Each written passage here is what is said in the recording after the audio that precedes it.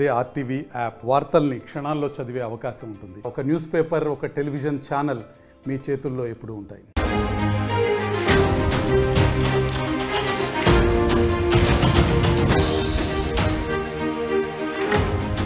Breaking news. ఆంధ్రప్రదేశ్లో సంచలనం రేపుతోంది. ముంబై నటి ఇచ్చిన స్టేట్మెంట్. ముగ్గురు ఐపీఎస్ల పేర్లు ముంబై నటి చెప్పింది. అప్పటి intelligence chief Seetharamanjaneyulu, Vijayawada CP Kanthi Rana, ACP Vishal గున్నీలపై ఫిర్యాదు చేసింది. నిన్న సిపిని కలిసి ఫిర్యాదు చేసింది ముంబై నటి. ఇవాళ నటి తల్లి నుంచి కూడా స్టేట్మెంట్ రికార్డు చేయబోతున్నారు పోలీసులు. ఏసీపీ స్రవంతి రాయ్ ఆధ్వర్యంలో విచారణ కొనసాగుతోంది. వేధింపులకు గురి చేసిన ఐపీఎస్లపై చర్యలకు సిద్ధమైంది ప్రభుత్వం. గత ప్రభుత్వ హయాంలో కొంతమంది నేతలు, ఐపీఎస్ అధికారులు తనను వేధించారు, ముంబై వచ్చి నన్ను కిడ్నాప్ చేశారు, తీవ్రంగా అయిన వేధింపులకు గురి చేశారు అంటూ ఆ నటి నిన్న విచారణాధికారుల ముందు వాపోయింది. ఈరోజు ఆ నటి తల్లి దగ్గర కూడా స్టేట్మెంట్ తీసుకోబోతున్నారు. దీంతో ఈ వ్యవహారం ఆంధ్రప్రదేశ్ రాజకీయాల్లో పెద్ద ఎత్తున చర్చనీయాంశంగా మారింది, సంచలనంగా మారింది. మా ప్రతినిధి కృష్ణమోహన్ పూర్తి సమాచారం అందించడానికి సిద్ధంగా ఉన్నారు. కృష్ణమోహన్, ముంబై నటి కేసు వ్యవహారంలో ఏం జరగబోతోంది? ఎటువంటి మలుపులు ఇప్పుడు తిరగబోతోంది?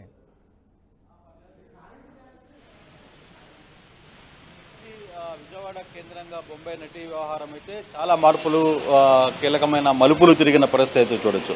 రాత్రి 11 గంటల వరకు కూడా సిపి కార్యాలయంలోనే ఆమె తన స్టేట్మెంట్ను రికార్డు చేశారు. అయితే ఇప్పుడు ఉదయం మళ్ళీ రెండు నిమిషాల ముందే తన తల్లితో పాటు నటి ఇక్కడికి చేరుకున్న పరిస్థితి ఉంది, ముంబై నటి. సో వీళ్ళతో ఇక్కడ మరోసారి స్టేట్మెంట్ తీసుకునే పరిస్థితి ఉంటుంది. తల్లితో కూడా స్టేట్మెంట్ తీసుకోవాలనేది చాలా గట్టిగా మాట్లాడుతుంది. అయితే నిన్న రాత్రి 11 గంటలకి బొంబాయి నటి కాదంబరి జత్వాని నిన్న ప్రెస్ మీట్ కూడా పెట్టిన పరిస్థితి అయితే ఉంది. కొంతమంది ఐఏఎస్ అధికారుల పేర్లు తాను చెప్పానని కూడా చెప్పారు. అప్పుడు ఇంటెలిజెన్స్ చీఫ్గా ఉన్న ఎస్పీఆర్ ఆంజనేయులు, తర్వాత క్రాంతినాన్ టాటా, సిపిగా ఉన్న క్రాంతినాన్ టాటా, తర్వాత విశాల్ గున్ని, వీళ్ళ ముగ్గురి పేర్లను తాను చెప్పినట్టుగా మిగతా దాదాపుగా నన్ను కిడ్నాప్ చేయడానికి వచ్చిన వాళ్ళల్లో 10 నుంచి 15 మంది దాకా ఉన్నారు. ఈ 10 నుంచి 15 మందిలో కొంతమంది పేర్లు నేను గుర్తించలేకపోతున్నాను, వ్యక్తులను కూడా గుర్తించలేకపోతున్నాను. కారణం వాళ్ళందరూ తెలుగు భాష మాట్లాడుతున్న నేపథ్యంలో నాకు కొందరికి ఐడెంటిఫై కావట్లేదు అని చెప్పిన పరిస్థితి. ఈరోజు కూడా మరోవైపు ఫుల్ స్టేట్మెంట్ని ఆమెది రికార్డ్ చేయాలని భావిస్తున్నారు పోలీసులు. అందుకే సిపి కార్యాలయానికి చేరుకున్నారు. ఇద్దరు తల్లి కూతురు ఇద్దరు కూడా ఇక్కడ చేరుకున్న పరిస్థితి అయితే ఉంది.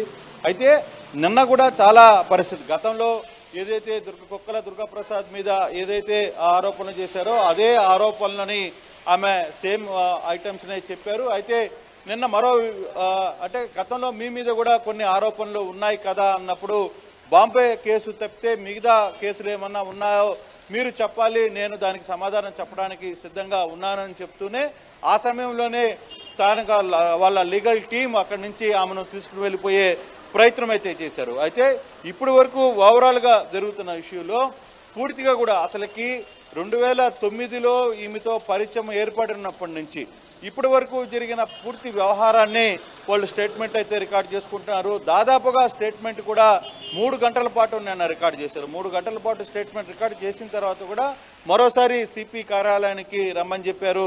ఈరోజు మళ్ళీ సిపి కార్యాలయంలో నటిది, తన తల్లిది కూడా, ఇద్దరిది కూడా స్టేట్మెంట్ రికార్డ్ చేసే పరిస్థితి కనపడుతుంది రోహిత్. అయితే ఉదయం నుంచి విజయవాడలో పెద్ద ఎత్తున వర్షం కురుస్తున్న నేపథ్యంలో, సో భారీ వర్షాలు ఒకవైపు ఉన్న నేపథ్యంలో కూడా ఆమె ఇక్కడికి చేరుకున్న పరిస్థితి అయితే ఉంది. విత్ పోలీస్ ఎస్కార్ట్, పోలీసులు పెద్ద ఎత్తున ఆమెకి సెక్యూరిటీ కల్పిస్తున్న పరిస్థితి అయితే మనం చూసాం. సో మరోవైపు ఇప్పుడు జరుగుతున్న వ్యవహారంలో నిన్న దుర్గాప్రసాద్ కూడా కొన్ని స్టేట్మెంట్లు ఇచ్చారు. కొన్ని కంపెనీలకు సంబంధించి వ్యవహారంలో వీళ్ళు వ్యవహరించిన తీరు, అంటే ఈ అమ్మాయి చాలా వరకు కంపెనీలను, బడా బాబులను మోసం చేస్తుందనేది దుర్గాప్రసాద్ మాట్లాడుతున్న పరిస్థితి. కానీ ఈ వ్యవహారం మీద కూడా పూర్తిగా ఆమె స్పందించలేదు. అయితే ఈరోజు కూడా మరోసారి నటి ప్రెస్ మీట్ పెట్టే పరిస్థితి ఉంటుందని చెప్తున్నారు. అయితే ఇప్పటి వరకు ఈ వ్యవహారంలో పూర్తిగా దుర్గాప్రసాద్ కొన్ని సమాచారం అయితే బయటికి సమాచారం అందిస్తున్నారు. కానీ పూర్తిగా ఆయన ఎక్కడ కూడా మీడియా ముందు మాట్లాడలేదు. కేవలం ఓ ఛానల్లో ఆయన మాట్లాడే ప్రయత్నం అయితే చేశారు. దాంట్లో కూడా పూర్తిగా ఈమె పూర్తిగా మోసగారి అని చెప్పే ప్రయత్నం చేశారు. కానీ దానికి సంబంధించే ఆమె లాయర్ లీగల్ టీం కావచ్చు, నర్రా శ్రీనివాసరావు కావచ్చు, లేకపోతే తాను కూడా నిన్న రాత్రి దానికి సంబంధించిన సమాధానం ఇస్తూ మీ దగ్గర ఏదైనా ప్రూఫ్లు ఉంటే నాకు చెప్పండి, నేను కానీ తప్పు చేస్తుంటే ఖచ్చితంగా శిక్షను అనుభవించడానికి కూడా తను సిద్ధమేనంటూ ఆమె మాట్లాడిన పరిస్థితి. సో ఈరోజు ఈ వ్యవహారంలో ఎంతవరకు ముందుకు వెళ్తారు పోలీసులతో? ఇప్పుడు జరుగుతున్న ఈ వ్యవహారంలో ఎన్ని రోజుల పాటు అంటే ఎంత గంట అంటే ఇప్పుడు ముంబై నటిని విచారిస్తున్నారు. ముంబై నటి ఎవరి పేర్లు అయితే చెప్పిందో ఆ ఐపీఎస్ అధికారులను పిలిచి విచారించే అవకాశం ఉందా? వాళ్ళపైన ఏదైనా కేసులు నమోదు చేసే అవకాశం ఉందా?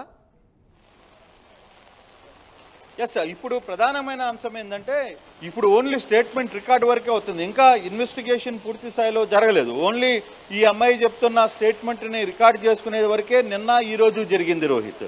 సో ఇప్పుడు వన్స్ స్టేట్మెంట్ పూర్తిగా రికార్డ్ అయిన తర్వాత పోలీసులు తన ఇన్వెస్టిగేషన్ అయితే పిలుస్తారు. అయితే ఇప్పుడు ఐఏఎస్ ప్రధానంగా ఆమె చెప్తున్న ముగ్గురు ఐఏఎస్ అధికారులు, ఒకరు ఇంటెలిజెన్స్ చీఫ్గా పనిచేసిన సీతారామరాంజనేయులు, రెండు సిపిగా పనిచేసిన టాటా, సో తర్వాత విశాల్ గున్ని, వీళ్ళ ముగ్గురికి నోటీసులు ఇస్తారా, పిలుస్తారా, వాళ్ళ మీద కేసు కడతారా, లేదు డిపార్ట్మెంట్ ఎంక్వైరీకి వేస్తారా అనే అంశం చూడాలి. ఇప్పుడు వరకు దీనికి సంబంధించి రాయ్ ఎవరైతే ఉన్నారో ఆమె ఈ కేసుని ఇన్వెస్టిగేషన్ చేస్తున్నారు. నిన్న కూడా సిపి రాజశేఖర్ బాబుతో కలిసి ఇక్కడి నుంచి పూర్తిగా కూడా ఆమె తమ వివరణ తెలిపే ప్రయత్నం అయితే చేశారు. కానీ ఇప్పుడు ఈరోజు కూడా పూర్తిగా తన తల్లి స్టేట్మెంట్ కూడా రికార్డ్ అయిన తర్వాత ఫర్దర్గా ఆ మూమెంట్ ఏ విధంగా ఉంటుంది, పోలీసులు తగిన చర్యలు అంటే కేసులు ఐఏఎస్ అధికారుల మీద కూడా పెట్టే ప్రయత్నం చేస్తారా, కేవలం కింద స్థాయి వరకే పరిమితం అవుతారా? ఆమె మరో మాట కూడా చెప్తుంది. 10 నుంచి 15 మంది దాకా ముందుగా బొంబాయికి వచ్చారు, పూర్తిగా రిక్కీ చేసుకున్నారు.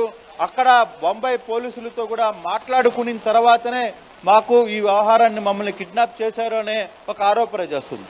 సో మరోవైపు ఇంత జరిగినప్పుడు బొంబాయిలో మీరు ఎందుకు పోలీసులను ఆశ్రయించలేదు అనే ప్రశ్నకి తన వద్ద నుంచి సమాధానం అయితే రాలేదు. ఈరోజు పూర్తి స్థాయిలో ఆమె వివరణ ఇచ్చే ప్రయత్నం చేస్తారని చెప్పి చెప్తున్నారు. కానీ ఏదేమైనా జరుగుతున్న వ్యవహారంలో మాత్రం ముగ్గురు ఐఏఎస్ అధికారుల మీద ఎఫ్ఐఆర్ కడతారా, లేదు వాళ్ళని ముందు విచారణకి పిలిపిస్తారా, క్యాట్ దానికి ఏ విధంగా క్యాట్ పర్మిషన్ తీసుకోవాలా? ఎందుకంటే ఐఏఎస్ అధికారులు ఏదైనా చర్యలు తీసుకోవాలనుకున్నప్పుడు దానికి వాళ్ళకి కూడా క్యాట్కి వెళ్ళే ఒక వెసులుబాటు ఉంటుంది. కాబట్టి ఆ ముగ్గురు అధికారులు ఏ విధంగా ముందుకు ప్రయత్నిస్తారు, లేదు ఇప్పుడు సిపి ఆదేశాల మేరకు ఇక్కడ రాజశేఖర్ బాబు ఆదేశాల మేరకు వీళ్ళ ముగ్గురి మీద ఎఫ్ఐఆర్ నమోదు చేసే అవకాశం ఉంటుందా? ఇవన్నీ కూడా ఈరోజు సాయంత్రానికి కానీ రేపటికి కానీ కొంత సమాచారం తెలిసే పరిస్థితి అయితే ఉంది. మొత్తం మీద స్టేట్మెంట్ రికార్డ్ అయితే జరుగుతోంది. స్టేట్మెంట్ రికార్డ్ తర్వాత ఫర్దర్గా ఆమె యాక్షన్స్ అంటే పోలీసులు ఏ విధంగా యాక్షన్ చేయబోతున్నారు అనేది చూడాలి. అయితే ఇప్పటికే ముఖ్యమంత్రి చంద్రబాబు నిన్న ఈ వ్యవహారం మీద మాత్రం ఎంత పెద్దవారు ఉన్నా కూడా దాంట్లో వదిలిపెట్టే ప్రసక్తే లేదు అని చెప్పి వ్యాఖ్యానించారు. కాబట్టి డెఫినెట్ గా వ్యవహారంలో కొంత ఈ ముగ్గురు ఐఏఎస్ అధికారులకి ఇబ్బందులు తప్పవనేది తెలుస్తోంది. రోహిత్, రాయ్ కృష్ణమోహన్, ఆంధ్రప్రదేశ్ లో ముంబై నటి స్టేట్మెంట్ సంచలనం సృష్టిస్తోంది. ముగ్గురు ఐపీఎస్ అధికారుల పేర్లు ముంబై నటి చెప్పింది. అప్పటి intelligence chief Seetharamanjaneyulu, Vijayawada CP Kanjarana, ACP Vishal గున్నేలపై ఫిర్యాదు చేసింది.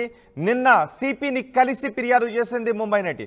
ఇవాళ నటి తల్లి నుంచి కూడా స్టేట్మెంట్ రికార్డ్ చేయబోతున్నారు పోలీసులు. ఏసీపీ స్రవంతిరాయ్ ఆధ్వర్యంలో విచారణ కొనసాగుతోంది. వేధింపులకు గురి చేసిన అందరిపై చర్యలకు ప్రభుత్వం సిద్ధమవుతున్నట్టుగా తెలుస్తోంది.